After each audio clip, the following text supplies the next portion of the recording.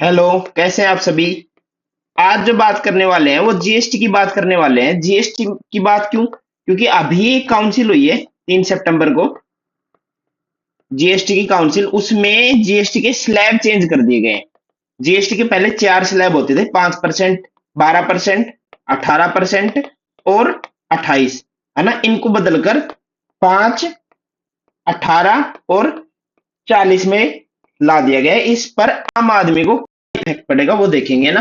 हमें जो चीजें खरीदते हैं उन पर क्या सस्ता पड़ेगा और कैसे पड़ेगा, एक प्रोडक्ट को लेके समझते हैं कि मैन्युफैक्चर से और जब वो कस्टमर तक जाता है उसकी रेट कैसे चेंज होती है और उस पर जीएसटी कैसे लगता है।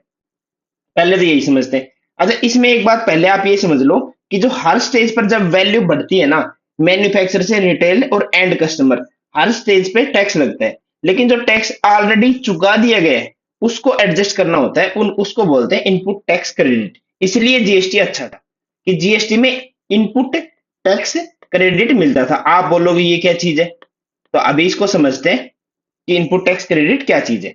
ठीक है, पहले आप समझो कि मैन्युफैक्चर था, ठीक है, उसने एक शर्ट बनाई, उसने होलसेलर को बेची 1000 रुपए में। उस पे टैक्स लगेगा 12% जीएसटी का, पहले वाली स्लैब के हिसाब से। अब तो 12% खत्म ही होगी और 120 रुपए उस पे टैक्स लगा जीएसटी का, तो वो कितने रुपए की हो गई? 1120 रुपए की। अब मैन्युफैक्चर का काम पूरा हो गया। अब जाएगी बात होलसेलर पर। होलसेलर उसको रिटेलर को बेचेगा। होलसेलर ने उस पर शर्ट पर 200 रुपए मार्जिन रख लिया, समझ लो, है ना, कि वो 1000 रुपए की थी और वो अब बेच रहा है उसको 1200 रुपए।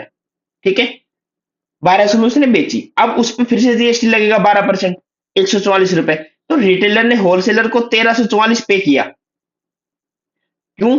देखो, मैन्युफैक्चरर से होलसेलर के पास आई थी, होलसेलर के पास अब रिटेलर के पास जाएगी, आम जो दुकानें खुली होती है उनके पास, वो कस्टमर को नीचे बेचेगा। तो रिटेलर ने होलसेलर को कितना दिया? 1344। क्यों? क्योंकि उसने खुद 200 रुपए मार्जिन रख लिया था और उस पे जो 1200 रुपए पे अब 12% लगेगा, 144 रुपए होगा।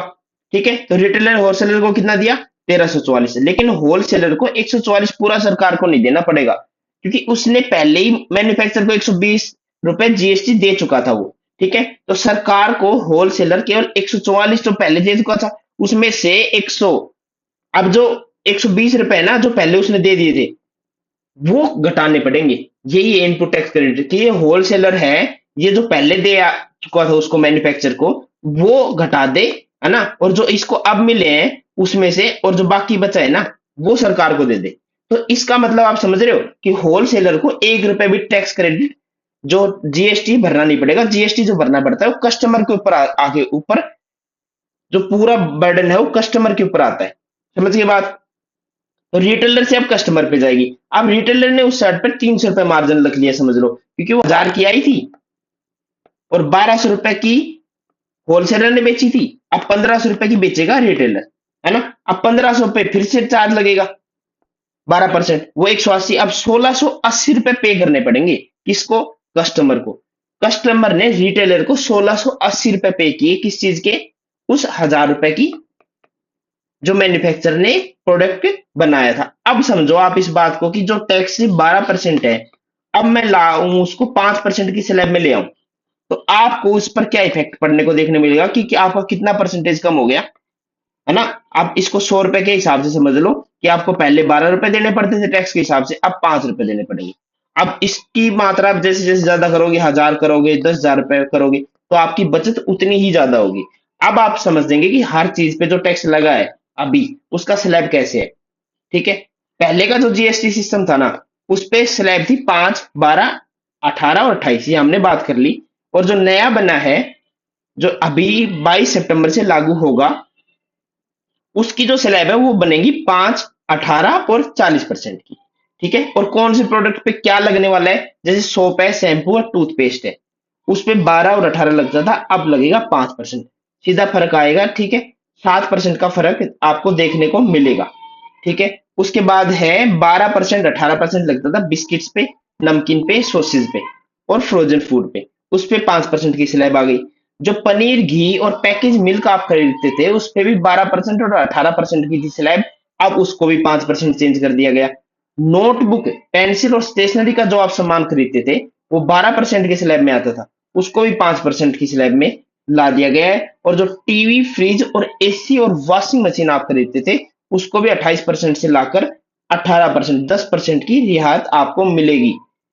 और उसके बाद जो गाड़ियां हैं, स्मॉल कार, बाइक्स और ऑटो पार्ट्स, उनको भी 28% की स्लैब से लाकर 18% की स्लैब में ले आए हैं। और लाइफ इंश्योरेंस में एक अच्छी चीज हुई है कि पहले इन पॉलिसी पर एक्स्ट्रा जीएसटी और कमीशन ऐड होता था, जो एंड कस्टमर हमको देना पड़ता था। लेकिन नए रूल के हिसाब से कंपनी इस कॉस्ट को खुद बियर करेगी, लेकिन आपको इसको सीधा फायदा आपको दिखेगा तब आप इंश्योरेंस लोगे, तो आपको जीएसटी अब खुद नहीं भरना पड़ेगा। खुद जो कंपनी है जो इंश्योरेंस बेच रही है, वो खुद इसको बियर को, इस कॉस्ट को बियर करेगी। समझ गए? अगली बात करते हैं लग्जरी और सिनगुड की, जैसे सिगरेट, तंबाकू और पैन मसाला।